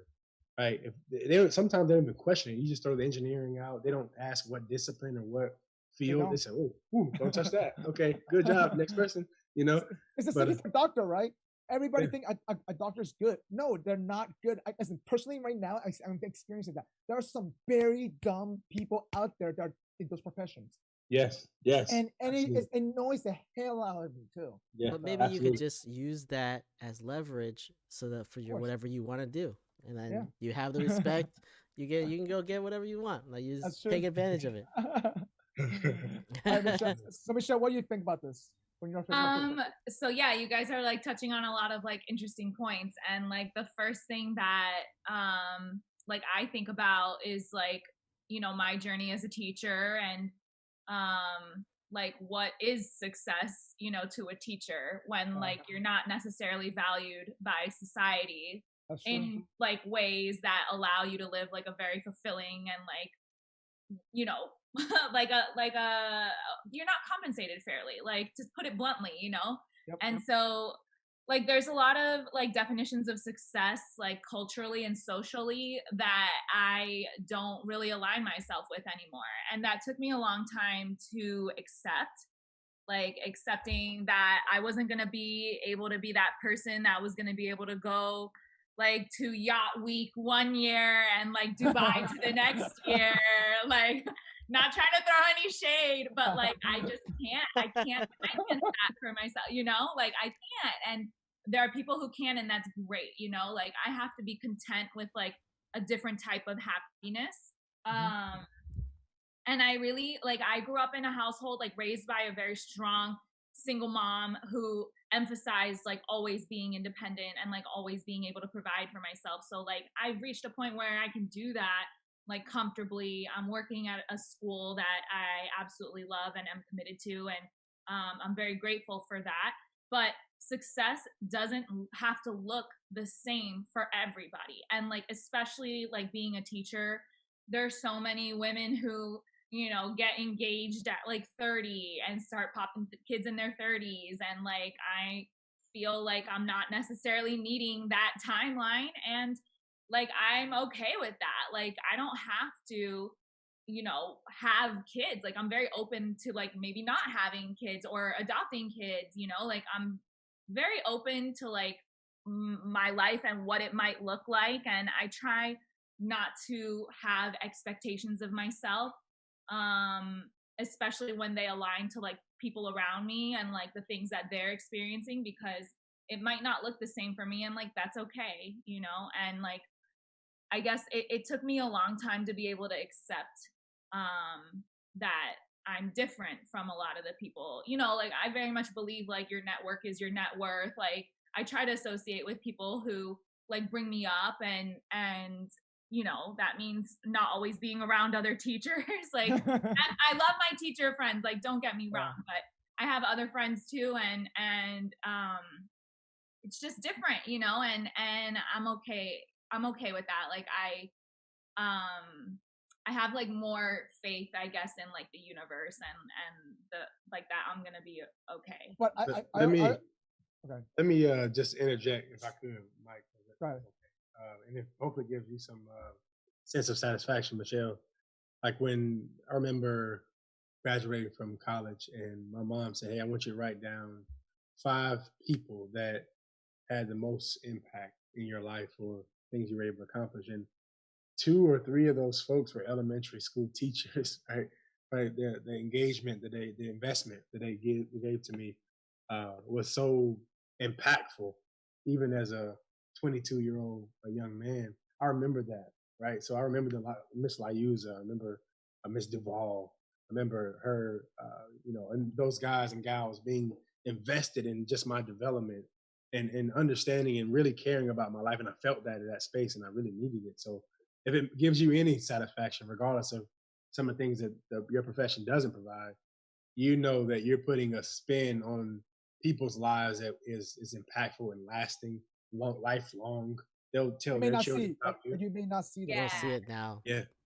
You don't see it now. You don't see the benefits now, but those little kindergarten, first grade elementary school age folks are going to remember you forever. And they're going to say, when they take their kids to school, I remember, Miss Michelle, but she was so cool. She did the same thing to me. We painted the same thing. Yeah. Wow. Yeah. And it's a beautiful thing. I respect it wholeheartedly. Thank you. Yeah. I recognize that I'm in a position of like great like privilege to be able to impact like young humans, and like spend a whole year with them, like a whole 9 months with them, and like I do love seeing them grow like in my school, and like seeing even just like passing them in the hallways, like I make connections with their parents, and like we stay in touch, and I hear about how they're growing. Like it really is an amazing thing. But for like there have been moments in my career where I'm like, I don't know, like I don't know if I can do this. It's been a journey to like accept, that like this is what I've picked. Like I really do love it, and it does have hard moments, and I'm not, my value as like a person is not determined by the salary that I have, like, and it's not determined, by my challenges, or it's determined by my like ability to overcome those. So yeah. I mean, we have our next episode actually is about success. Like the one that's coming out tomorrow is actually about success, and we go through like different types of success and how that has changed in our evolution, like as we've gone through life. Like as we've gone through life, how it's changed and everything. And it's interesting to understand, because we talked about like, what is it, like 7 or 8 different types of success, and how do you rank them priority wise, and how do you rank them, and like I feel like your priority ranking is different than what I at least was growing up, like what I had, and even now, like that things have changed, and your priorities are still like more impactful than like what my success rankings are. So there are like a couple, different types of success: monetary, career wise, family, relationship, actually impact community. Impact is one. Yeah, it's one of them. And so like it seems like you rank your definition of success differently than ours. And I think it does vary per profession. That's 100% sure. Mm-hmm. I mean, adding to what Jonathan was trying to say, like at the end of the day, for me, the biggest impact was my high school teacher. And that's the reason why I decided, you know what, I'm going to go engineering degree, because this guy has spent so much time to introduce science and math to everybody, but especially to me, but because he made it live for me. I actually enjoy doing it, right? And so I want to see it through. But he was also my chemistry teacher. He was also my physics teacher. But he see me, grew as a person. So he was able to put me in a position where I could actually develop as a leader as well. So I became his TA. So like he gave me that kind of opportunity. So if it wasn't because of him going to college, I don't think I would have the confidence to do whatever I had to do in college, to get involved, things like that. So yeah, that's amazing. That's so cool. What a jack of all trades, man. He really knew his stuff. But he did. He definitely did, and he's still teaching there right now today. So super cool. Yeah. When I think about this question, right, like I have a little different. Like I agree with all of you guys. Like you probably, I don't know, like the way we grew up. Like if we knew what we were going to do now, versus like what we like, then like definitely would have changed like the path that I would have taken through college and through everything.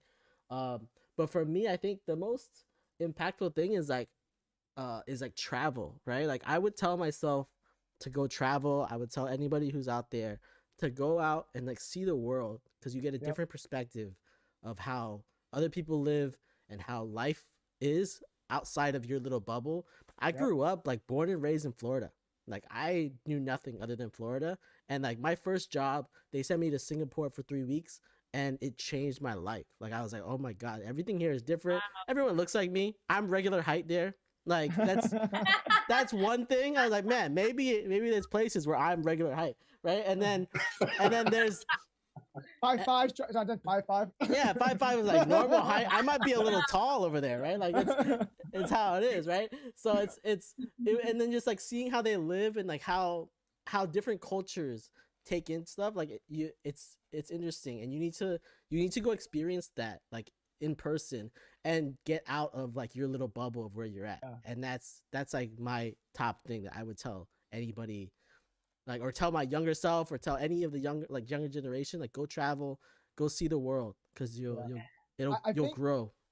I think in Europe, there's a lot of people take a year off between high school and college. Before they go to college, they spend a year traveling. It's kind of also within high school, they encourage people to do study abroad actually to get that different perspective because it makes you appreciate a lot of things that you may have today that other people don't have as well. And going to Robert's point, I feel like I made it for me after college. I made it a purpose. Like, you know what? I'm gonna try to see one country every single year that's differently. And because I already kind of knew that when studying abroad for a little bit in like the Czech Republic, I was like, you know what? Wow, there's a lot of things that I don't know about, especially when I travel by myself. I just even if it's for 2 weeks, right, or even if it's for a week, pick one country that you never been of and just explore. Yes, you may not be able to afford it, but you know what? At least have a goal and be that a priority to learn. But also, obviously, everyone has different priority. For me, it was more about try to create the self awareness to learn a bit more about myself more. So I made that as a huge priority, literally for the last 7-8 years. So, yeah. I love that. I actually like that was something that my mom also really impressed in me was like it's travel. She was born in Chile and she met my father in Israel. Like they had both been in Israel and he was American. So that's how I ended up in Florida. But yeah, like I ended up doing study abroad as well. Sorry. Did you guys hear that? Yeah. Oh my God. So I studied abroad in Spain and I did like a month and a half there. And like, since then, like whenever I travel, like I really want to be like immersed in the culture and like really live the way that the people live there. And like, I have such fond memories of Spain because like, I really was blended in. Like people did not know I was not like Spanish, that I was like Chilean. Like I really picked it up very nicely. And then, I spent like a couple weeks in Israel too. Like I ended up doing Birthright and that also was like an amazing experience. And just like living like an Israeli, like it was. That's awesome cool. though. Yeah.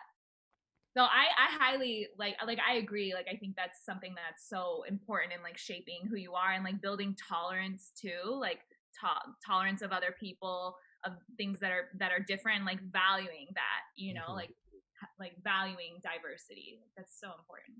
Yeah, growing up, I didn't have that. Like my parents, like my parents, we went on the same trip to DC like every year for like a long time. Like the same trip. We had friends there, and my dad was like, "All right, let's go there." And like after my parents got divorced, my mom started traveling around more. She's like, "Oh my God, there's so much just even in Florida that we never went to because we didn't want to get outside of our bubble." Like and so. Yeah. So like it was a like different experience that I had to learn myself, like just through life. Yeah. We tend to literally live in a bubble because it's easy and it's comfortable, to be honest with you. And sometimes it's done by choice, but a lot of people they sometimes they're afraid of change, and that's probably as how, like you said, Jonathan, as how they grew up, right? Like there's one thing that I want to incorporate to my kids, later on down the line is that I want to encourage them to travel because I feel like they're gonna learn a lot about themselves more than that we can teach them.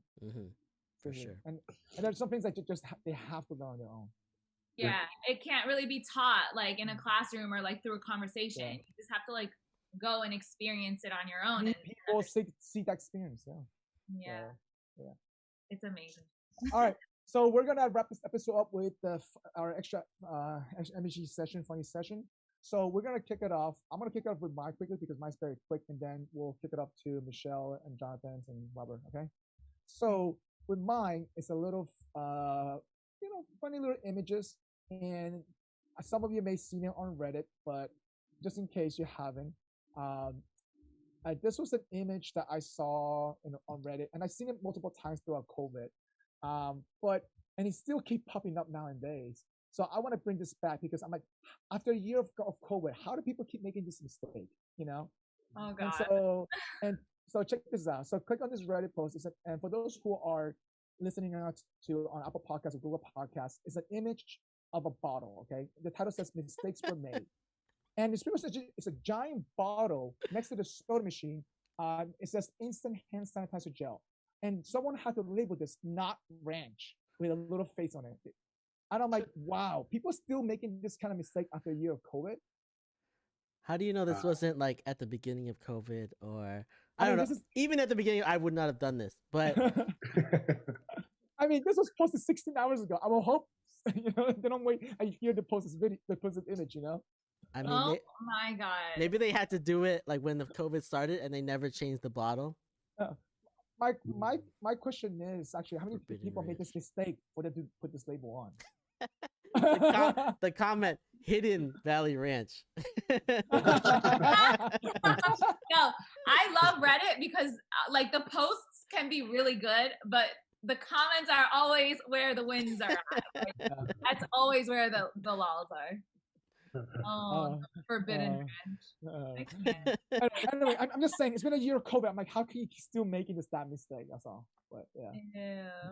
Somebody says, where would they have a pump of ranch just chilling on the counter? Like, Yeah, like I've never seen even like I don't know many restaurants that have like a huge thing of ranch just for you to like get as much as you want.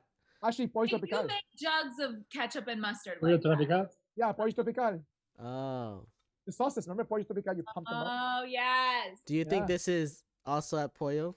No, I'm not sure. It's just, but It this, looks there like is. there's like slushies in the background. Yeah. That's What not could Pollo. that possibly be? Like a fat Dairy Queen. Fat Tuesday? I know, right? You have Very cool. slushies and you have ranch. Like, where are you putting the ranch on? Or- A gas station. It has to be a gas station. Oh, that should be a gas It's got to station. be a gas station. Imagine the clientele. Like Wow. it's got to be a gas station in like the middle of nowhere. That's true. Yeah. Easily a 7-Eleven. It could be. You never know. Michelle's QT, the Wawa. Sherlock Holmes here. She's got it all. All right, Yeah. Michelle, what's your funny thing or story you have today? Oh my for us? god. Okay. This is like a story / like beware for anybody who's trying to plan a destination wedding. So I have a really good friend from high school who just got married in St. Lucia, and I went to her wedding. Beautiful wedding. I was really looking forward to it. Never been to St. Lucia. I learned it's like so close to Venezuela. I had no idea the geography. Like I'm not great with Caribbean geography, so it was super cool. I was very excited about it. And like as soon as the plane landed, my friend, she sent me an article from NPR. She's like, "Hey, have you seen this?" And it was like about a volcano in the Caribbean that had like literally started erupting while I was on my way to St. Lucia. And I was like, oh shit. Ooh. And I Googled it, and it's literally on the island right below St. Lucia on St. Vincent. And the airport, St. Lucia has 2 airports. One's like a small private airport, and the other one's like the main airport.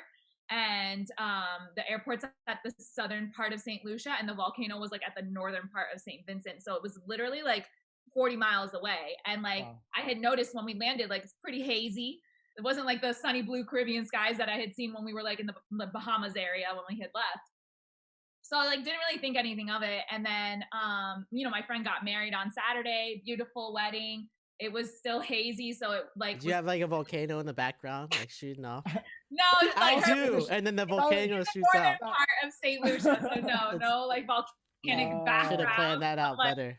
Oh my god! Like I learned so much about volcanoes on this trip. It was literally like a Nat Geo expedition. But wait, How was the air quality though? Just wondering. I'm curious. so the air quality was not great because Oh. like on Sunday, no, not on Sunday. I'm sorry. On Tuesday. So I was supposed to leave Monday. Let me just throw that out there. Everybody's flights were getting canceled. Like pretty much everybody from the wedding was leaving Monday. A couple people leaving on Sunday, and on Sunday the flights got canceled because of the air quality.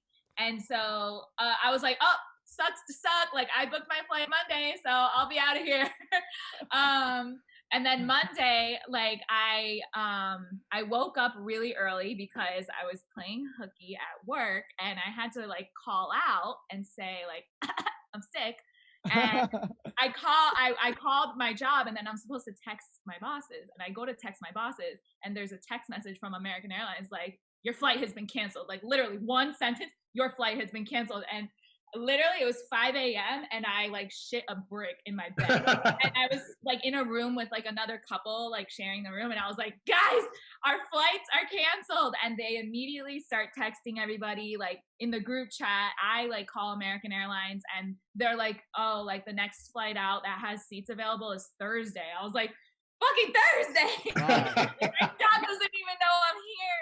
So I ended up staying there. So my friend was able to we went through this whole mission of trying to charter a private plane. And like, we have a friend who works in the business, and he found us a plane with 14 seats for $46,000. And we were able to rally 12 people. We did the math. It was like $3,200 per person. And we were able to get 12 people to commit to pay that. But we were 2 people short. So like, long story short, my friend works for a guy who travels privately, and he was like, I can't have you stuck in St. Lucia until Friday. Like, I'm going to get a plane over there. And so we were able to get a flight out to Puerto Rico, and then from Puerto Rico to Miami. But like, I literally got the craziest footage. Like, once this little plane was up in the air, like, you could literally see the ash like in the atmosphere. It goes from like blue skies with the clouds to like a blanket of gray. And then like, my buddy in the front seat of the plane was like, what's that little like cloud back there? And we all look out, and literally the volcano is fucking erupting like while we're flying away from St. Nice. Louis, That's watching awesome. the shit grow. Wow. Like, That and is so awesome. it was unreal. And on Monday, by the way, like when all this shit storm was happening, it was raining like all day long. The resort was outdoors, so like, we were definitely concerned about air quality. And like, the morning that I left, Tuesday morning, I took a video because the pool like was covered in ash. The bottom of the pool had a layer of ash, and people had like, there was a little shallow part, and people had like written their names in the ash. Like, Oh, that's it crazy. was like the weirdest thing. I was like, I don't think I will ever be able to travel to the Caribbean without looking up like seismic activity, like without looking up the like volcanoes. Dude, the volcano had not erupted in 42 years. 42 years. And it erupted the weekend I fucking went to my friend's wedding. By the way, Michelle, keep this in mind. It's very rare to see a volcano erupting. So you I know. I'm saying you hit the jackpot. That's all I'm saying. Yeah, it was unbelievable. A crazy, like literally trip of a lifetime. But I swear to you, like, you know, people are like, man, like stuck in paradise. No. Like, it was fucking awful. Like, I was sweating the whole time. You're scared for your life, you know? I was just like, get me out of here. I have a job. Like, I'm going to lose my damn job. That's crazy.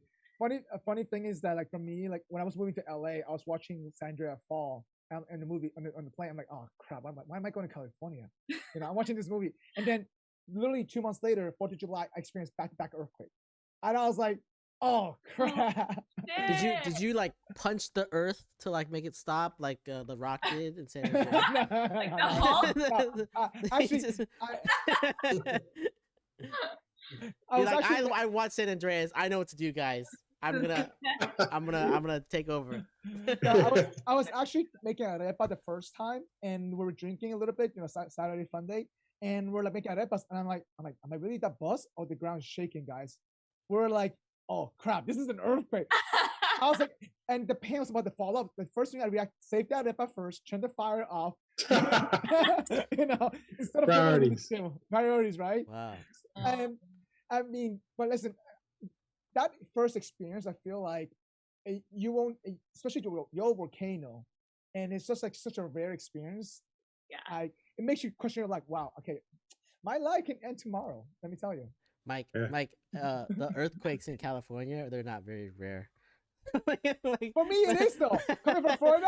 But the volcano thing is I did the same thing when I came to San Francisco. The first earthquake, I was like, oh shoot, like this is weird. And I'm up in a high rise, so like the building's moving back and forth on purpose. Like that's how it's made. And I'm like, oh man, it's gonna fall over. We're gonna fall over. But it's scary the first time. A brick. How? Yes. Like yes. I cannot. No, thank you. God. But yeah, I literally was like desperate to get off that fucking island. I was like, I was like talking to my friends, like, can't we get a boat? Like, what can we? This shit is like way too far to take. Moral of the story is no people with private jets and private boats, and that gets you out. Moral of the story is don't plan a destination wedding, you bitches. Like, no. What? That's the moral. Oh my god! Uh, Dramatic as But you fuck. don't have this experience if you don't go to this That's true. destination You already. can't, you can't tell your kids the story now. See? Yeah. You had You're to- right. to finish It's that. like Always a travel. That was experience of my life. that was from the last portion of the show. Go travel. It all ties in, guys. All right, Jonathan, what's your story of funny things you want to share with us? Oh man, I told you I don't have one. I'm trying to think of one. No worries. If you don't have one, no worries. We'll go. It's not funny. Just I guess maybe respect to you and your family. So as some of you know, me and Wong were roommates at Disney World as interns. We lived in a nice vacation resort. He hooked us up with all that, right? I think I may have shared this before with you, Wong, but I didn't know like how expensive like really having to eat outside of like the parental home or even outside of school was. I'm like, man, I can't eat out every day. I'm gonna have to cook, right? So Wong and Chi, they were both my roommates. They were cooks, like they were raised that way. Like you said, his mom and dad were chefs. I said, you know what? I'm gonna try it. So I go out and get groceries, and my favorite food is macaroni. And I have Yes, 100% sure. A lot of macaronis. Yeah. I love macaroni. So I go out and I'm like, hey, all right, so it's got to be Kraft, like the box macaroni, you know, the 99 cent. I get that and I bring it home. And as I'm cooking, I don't know what I'm doing. In my mind, I thought that food already came seasoned, right? You just have to put the water or put it in a pan. You don't have to add anything additional. So I figured whatever came in that box, whatever came in that package, just cook it and you're going to be good. So I do that, and I'm put the water in with the macaroni. Probably should have been milk. I put the noodles in and made it soft, and I put the little sauce in there that comes in the packet, and that was it. Right. So I'm like, okay, it's yellow. It looks like macaroni. It's done. As I scrape it onto the plate, I'm hungry at that point. So I'm at the point where it's like, hey, let's kill the hunger pains. It's not about enjoyment. Let's kill these hunger pains. Yeah. And then Wong comes in. He's like, hey, what you cooking? I said, man, I'm cooking my favorite, macaroni and cheese. He said, okay, let me try some. And then I said, okay, whatever. And he goes, he said,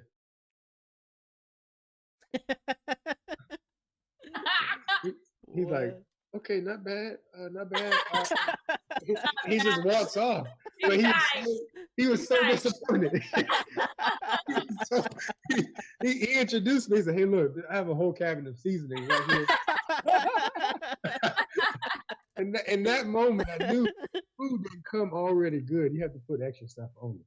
So thank you. You and your Wong to get me back to my chef's. But okay, so Jonathan, though, you improved throughout your internship. You start making chicken, seasoning your food. Let me tell you, he improved in those 3 months dramatically. Okay. Wow. It's a jackpot in terms of learning how to cook and seasoning your food. Living with Wong for sure.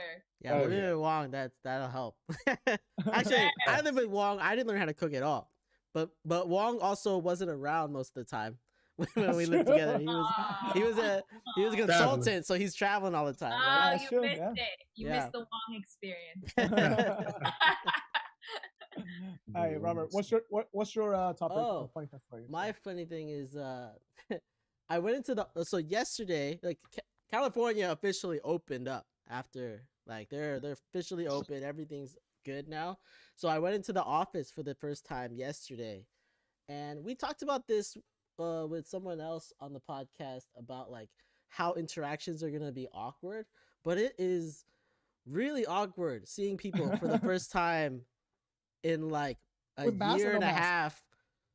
At work, there's no mask because like everyone's vaccinated and they've like done tests and stuff. Like it's where no one in the office is wearing masks anymore. I don't think most people outside are wearing masks either. I think it's a little drastic going from like shut down for a year and a half to let's just take off all of our masks. Like for me mentally, I'm like still phasing that out.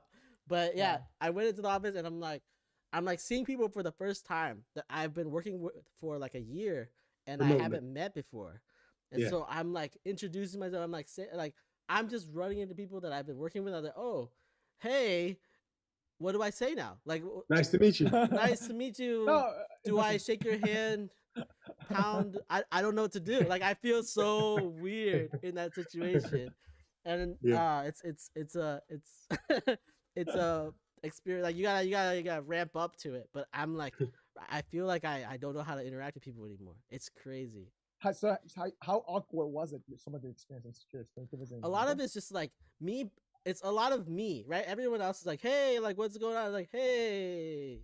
And then I like go blank. I don't know what I'm like. I don't know. I talk to people all the time, but for some reason when I'm in person with them, I like lose my mind and I don't know what to say. I'm like, hey, good seeing you. Like I haven't seen you. Like this is the first time we met in person. Like I was like, oh hey, like wow. It's like it's shocking to me that I'm seeing people. Like, I don't Let me know. ask you this though: does it feel like you don't know them, or it's like, hey, I've already met you, kind of deal? No, like I've met them all, and I know them. Virtually. It's just like, maybe not socially, but like we hang out and like we've like worked on a lot of stuff for a long time. So then we like get to know each other. But it's just like how like interacting face to face. Yeah.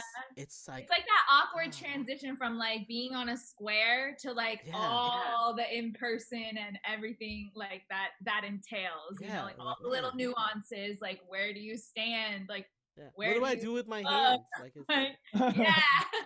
Oh yeah, a little elbow tap. Yeah. Funny thing is that so I started going to Orange Tree without a mask, and one of the instructors said, "Hey, wow, we can see your face reaction, your pain now." You know, because when we were going to Orange Tree, we had to wear a mask the whole time. It was first of all, it's already hard breathing already without a mask. With the mask, it's even worse, right? But then we took the mask off. They were like, "Oh, so you guys are struggling still? Like you guys should be used to by now. You know, you've been training with mask on." So well, that's the reason why my fitness routine went down the drain. I was like, I can't do this in a mask. Like this is, I'm gonna suffocate. It was hard. Excuses. Holding on to it, okay? All right. Well, listen, Michelle, Jonathan, thanks for hopping on, and cheers to you all. Cheers to 1 year anniversary, Robert. Cheers. Cheers. Cheers. And this is definitely fun. Hopefully you like this structure better. So going forward, we're gonna do one topic question. That's what we're gonna do going forward every single episode. So this is a new structure. And for those who are watching us on YouTube right now or Twitch, thanks for hopping on. Robert, you want to take it off with me? Yeah. Do you guys, Jonathan or Michelle, do you guys want to pimp anything? I put up your Instagrams and your Twitters on the screen. It'll be down in the description. You guys have anything you guys want to plug before you go? No. All right. Try vegetarianism. There we go. No. Take the one that. Oh, we got disagreements here. Edit that out. Joking, guys. All right. Well, everybody watching, we want you guys to like hit that like button, smash the subscribe button. Leave a comment. Leave a comment.